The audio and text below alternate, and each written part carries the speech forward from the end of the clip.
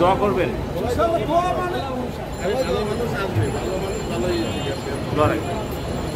সবাই সাবধানে থাকেন, সতর্ক থাকেন।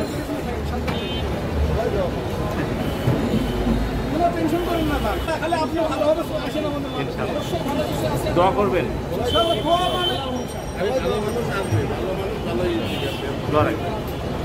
সবাই সাবধানে থাকেন, সতর্ক থাকেন।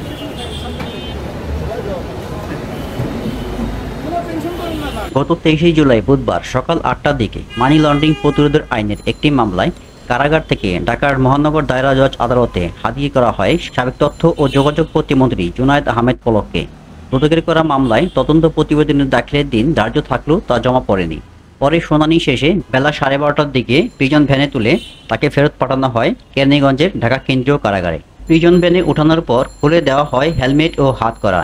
এই সময় তারই এলাকার কিছু মানুষ তার কাছাকাছি চলে আসেন। পলক তাদের উদ্দেশ্যে বলেন, সবাই সাবধানে থাকেন, সতর্ক থাকেন।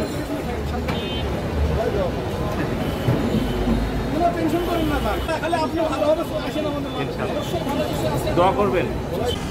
তখন একজন বলেন, কোনো টেনশন করেন না ভাই। এই কথা শোনার পর পলক কাঁদতে শুরু করেন।